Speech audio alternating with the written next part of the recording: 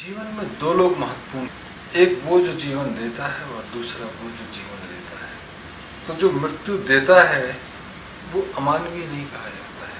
कहा जा सकता है कि वो आतंकवादी हैं, वो जल्लाद हैं,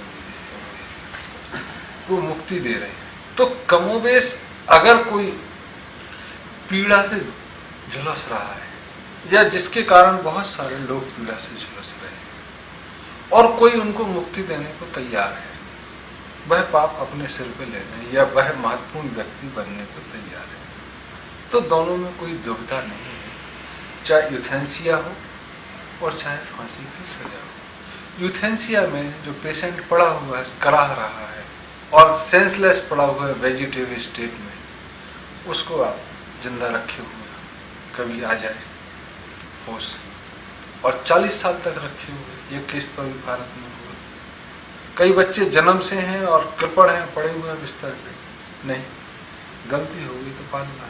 प्राणी जगत में ह्यूमन्स में ये है कि वो इम्यूनिटी पा गए हैं कि बंद कमरे में रहते हैं। अगर जंगलों में होते तो ऐसे लोग खत्म हो जाते हैं। तो उन पे हम दया कर रहे हैं या उन पे अत्याचार कर रहे हैं। ऐसे ही जो जेल में हैं, जिन्होंने पाप किया है और जो चाहते हैं कि हम सुधर जाएंगे, हम जिंदा रहें, उनको मारने का क्या मतलब है? जो ठीक होने के लगे वेजिटेटिव स्टेट से, उनको यूथेनेसिया का क्या मतलब है? एक जहर का इंजेक्शन या नींद का इंजेक्शन देके अस्पताल में मारने का क्या मतलब? दोनों ही चीजें ठीक नहीं। लेकिन एक स्टेटस ये आ गया कि कैदी पागल जैसा हो गया और उसने बहुत अत्याचार किए। अस्पताल में रोगी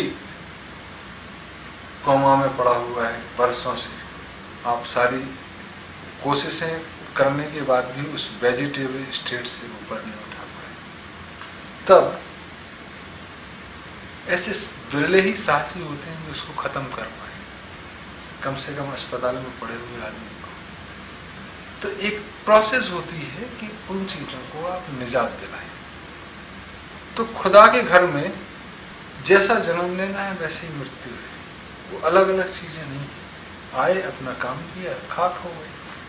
तो जो कैदी पड़ा हुआ है, जिसने हत्याएं की है, मर्डर किया है और जिसके रहने से लोगों में गुस्सा भड़कता है, जिसकी खुद की सुधार की गुंजाइश उसमें आशा ही नहीं बची है, वो कॉन्फिडेंटली भी नहीं कह सकता है कि हम बदल गए, हमको माफ कर दो, या उसका परिवार उसका गारंटी ले सके कि ये ठीक चलेगा, तब उसको जेल में डाले रखना एक सूचना गलत देता है कि आप अनिर्णित समाज है, आप निर्णय ही नहीं ले सकते। दूसरा चीज ये कि हम न्याय और अन्याय में, जो फांसी वाली सजा है आप जिसमें बोले, अभी हम चीजें उस लेवल पे सोच ही नहीं रहे हैं कि जहां सही और गलत का निर्णय हो। अभी तो आप पेपर जजमेंट दे रहे हो, साक्ष्य जुटाए, साक्ष्य मिल गए तो फांसी दे दी। तो पेपर जस्टिस हो सकता है कि जिसके खिलाफ साक्ष्य इकट्ठे हुए उसकी जगह उसका हम शकल दूसरा आदमी है। सब साक्ष्य जुटाए तो वकील की चातुर्यता थी कि वो आ गए, तो आप उसको फांसी देते और उसको मौका भी नहीं देते हैं कि वो कह तो सके कि नहीं, I am the changed man, मैं बदला हुआ इंसान हूं, मैं ठीक करूंगा। तब मेरे से बचपने में गलती हो गई, तो जब बचपने में गलती हो गई तो उसको माफ करो। और जानबूझ के कोल्ड ब्लडेड मर्डर है, पूरा प्लान बनाया है, तो उसको आप छोड़ना कैसे कर सकते? जेनोसाइड किया जिसने हजारों लोगों को मारा है, उसको छोड़ने का मतलब दो चीजें हैं। एक तो वो अपने पाप से प्रायश्चित कर करके कुड़ कुड़ के मर जाए, उस पागलपन से मर जाए, या छोड़ दो, वो मारेगा तो कोई दूसरा उसको मार देगा खुले में, उसको खुला छोड़ दो। लेकिन आप उसको जेल में डाले हो, उसको खाना खिला रहे हो, न मरने दे रहे हो न जीने दे रहे हो, ये और बड़ी सजा है। इससे अच्छी तो मुक्ति है। इन चीजों पर थोड़ा सा अगर हम गहरे में जाएंगे तो हम पाएंगे कि जैसे किसी युद्ध में 10 करोड़ लोग मर गए, 15 करोड़ लोग मर गए, विश्व युद्ध 1, विश्व युद्ध 2, और जिसने वो युद्ध खड़ा किया, उसका आत्मा, उसका शरीर पाप से कितना भरा होगा कि अगर पकड़ लो तो वो जीना नहीं चाहेगा, वो कहेगा मुझे मार दो। और ऐसे बहुत सारे सैनिकों को दूसरे लोग मार देते हैं, या दूसरों के यहाँ चले गए और वो पकड़े गए, तब उनसे तुम देखोगे कि वो दया की भीख मांगते हैं कि हमको ख़त्म कर दो यार, हमको जेल में मत रखो, यातना मत दो। उनके लिए तो मृत्यु ज़्यादा अच्छी है। तो ये एक बहुत ढकोसले वाली चीज़ें हैं कि फांसी मत दो। ये वैसा ही आंदोलन है जैसे पेटा कहता है कि गायों ना, तुम जिस तरह से उनका गौमांस काट रहे हो ना, ऑटोमेटिक प्लांट, वो बहुत खराब है। आप मारो लेकिन थोड़े प्यार से, मतलब उनको उल्टा लटका के और गर्म पानी से उनको यातना जीवन में देते हो और फिर मारते हो, दैट इज इनह्यूमन। आप उनको प्यार से काट के मारो, व्हाट रिडिकुलस, मारना मान लो। फिर तीसरी चौथी चीजों में अगर आप जाएंगे तो न्याय किस लिए दे रहे हो आप? न्याय चल क्यों रहा है? हम फांसी की सजा नहीं देंगे, कुछ भी दें, हम उसको जिंदगी भर खाना खिलाएंगे, पुलिस वाले मर जाएं लेकिन खाना खिलाते हैं। न्याय तो हम इसलिए दे रहे हैं कि उसको सजा देने से दूसरे समाज में चीजें ठीक चलती हैं, उस व्यक्ति को सजा कम होती है, उस समाज को सूचना ज्यादा होती है कि देखो ऐसा ऐसा करोगे तो ऐसा ऐसा होगा। जिसको मरने का डर नहीं है उसको मार के करोगे क्या? तो बहुत सारे अपराधी जो फांसी की सजा पाते हैं उसमें उनको डर भी नहीं होता मरने का। ये तो सजा सामान्य जनता को होता है कि मार दी जाएगी, फांसी दी, इसलिए उसका बहुत बड़ा तमाशा किया जाता है कि लोगों में डर हो, सूचना दी जाए, ये दी जाए। कितने लोग रोज मरते रहते हैं, एक आध दो वैसे ही मर गए। तो ये डराने का कि हम कुछ कर रहे हैं, न्याय चल रहा है, ये इसकी सूचना है। अगर वैसे ही फांसी दे दी जाए और पता ही न चले, जैसे कई बार एनकाउंटर होते हैं, तो इतने क्वेश्चन नहीं है। फिर तुम देखोगे कि जब अंग्रेजी शासक था भारत में तो खुलेआम फांसी दी जाती थी और एक ही खम्भे से 3-4 को लटका दिया जाता था, जिससे समाज में दहशत बने, अंग्रेजों के खिलाफ कोई बोलने की सामर्थ्य न जुटा सके। तो शासन ये चाहेगा कि फांसी दे दी जाए, जिससे समाज में सरकार के खिलाफ बोलने की सामर्थ्य न रहे। और कई इस प्रोसेस में देंगे जिससे कि आपको उम्मीद बची रहे कि बच जाएगा, नहीं तो एनकाउंटर करके भी मारा जा सकता है। प्रोसेस बहुत आसान है, तब डर नहीं है, तब इतना ही है कि आप ज़्यादा से ज़्यादा मारे जाएंगे ना। तो ये तो बहुत सारे कामों में होता है। आप भी ऑफिस आते हो, छत गिर गई, कुछ हो गया, खम्भे से गिर गए, मर गए, खत्म बात। तो फिर डर नहीं होता है। तो डर तो प्रोसेस को लंबा खिंचाने के कारण होता है, बिठाने के कारण। और आप कहो कि नहीं, एक ना एक दिन तुम छूट जाओगे, तो वो आस बंधी रहेगी। फिर जेल के प्रशासन ऐसे हैं कि आपके पास पैसा हो तो अंदर चीजें मैनेज होती हैं, तो आप रईसी की जिंदगी अंदर जी रहे हैं, फिर बाहर आए तो आपको तो पनिशमेंट हुई। ये एक पहलू है।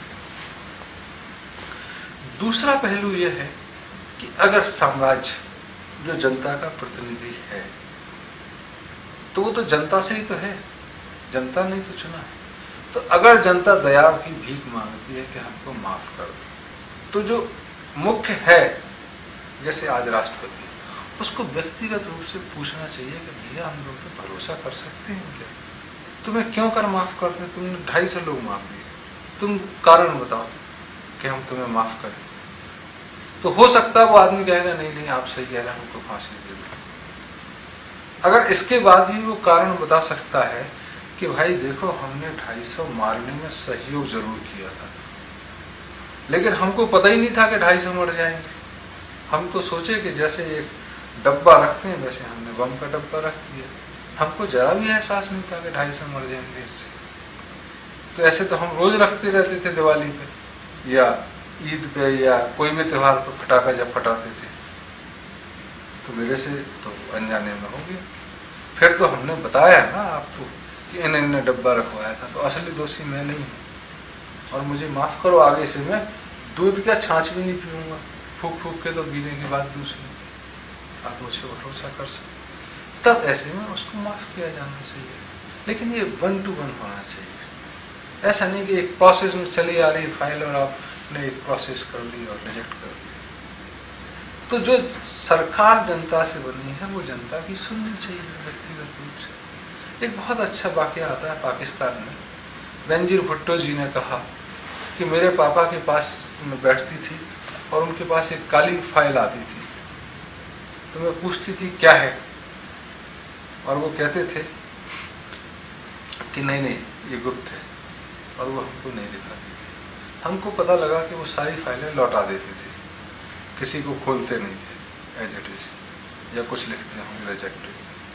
तो जब उनकी फांसी का दौर आया तो उनको फांसी दे दी गई। हैट अगर उन्होंने लौटाई होती तो शायद ऐसा नहीं।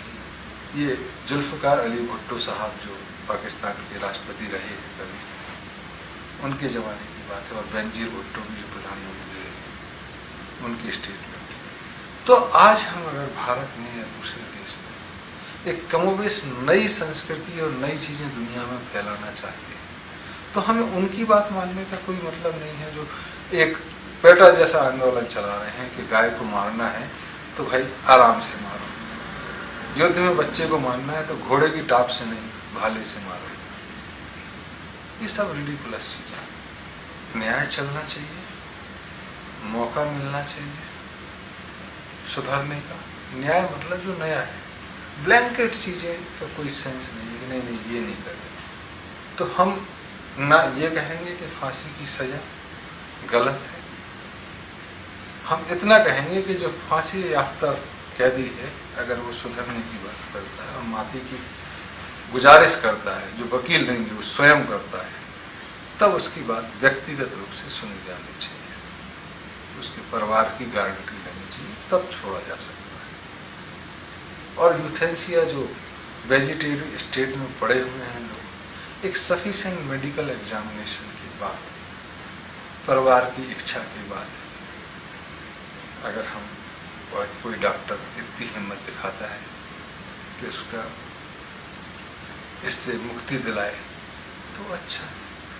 तुम भारत में देखोगे एक अजीब प्रचलन है जो अजीब नहीं लगेगा, कि अगर वो कहते हैं आप घर से निकलो ना और आप किसी काम के लिए निकलो, तो आपको अगर 2 चीज़ें दिख जाती हैं तो आपका काम हो जाएगा। और वो 2 चीज़ें हैं कि एक ट्रांससेक्सुअल कोई दिख जाए, जिसको क्या बोलते हैं, जो पुरुष और स्त्री के बीच का कह सकते हैं वो, या शमशान घाट में जाने वाली अंतिम यात्रा की सवारी, अर्थी जिसको बोलते हैं, या शव यात्रा।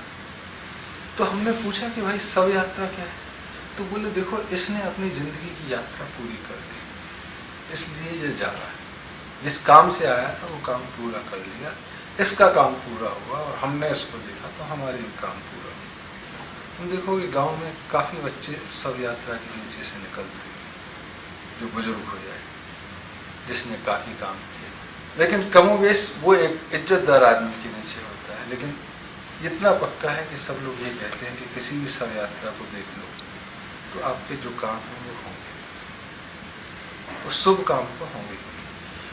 तो बदमाश भी मरता है तो उसकी यात्रा शुभ मानी जाती है। जैसे भारत में जितने युद्ध हुए रामायण काल, महाभारत काल, उसमें जो तथाकथित राक्षसों को या दुश्मनों को मारा गया, उन्होंने कहा कि ये मोक्ष को प्राप्त होंगे क्योंकि ये एक बहुत नेक इंसानों के द्वारा मारे। तो ये चीज़ें मारना मरना ये बहुत ऐसी चीज़ें नहीं है कि जिसका बहुत हुआ बनाया जाए। कर्म समाज में ऐसे हो कि समाज धर्म का चले, लोग करें, वो जरूरी है, ना कि फांसी की सज़ा माफ़ करना। समाज क्यों बिगड़ रहा है इसकी ज़रूरत है सोचने की और उस दिशा में कदम बढ़ाना।